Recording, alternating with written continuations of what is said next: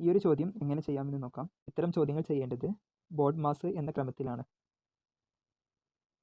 Board മാസിലെ B സൂചിപ്പിക്കുന്നത് ആദ്യം ബ്രാക്കറ്റിൻ്റെ അകത്തെ ചെയ്യുക, ഒ സൂചിപ്പിക്കുന്നത് പവറുകൾ, റൂട്ടുകൾ തുടങ്ങിയവ ചെയ്യുക, ഡി സൂചിപ്പിക്കുന്നത് ഹരണത്തെയാണ്, എം സൂചിപ്പിക്കുന്നത് ഗുണനത്തെയും, എ സൂചിപ്പിക്കുന്നത് കൂട്ടലിനെയും, എസ് സൂചിപ്പിക്കുന്നത് കുറയ്ക്കലിനെയുമാണ്.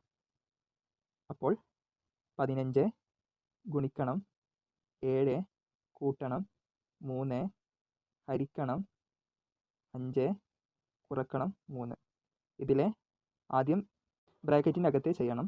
അപ്പോൾ 15 ഗുണിക്കണം 7 കൂട്ടണം 3 10 ആവും, ഹരിക്കണം 5 കുറക്കണം 3. ഇനി ചെയ്യേണ്ടത് ഡിവിഷനാണ്, ഹരണമാണ്. അപ്പോൾ 10 ഹരിക്കണം 5 അത് 2 ആവും. 15 ഗുണിക്കണം 2 കുറക്കണം 3. ഇനി ചെയ്യേണ്ടത് ഗുണനമാണ്.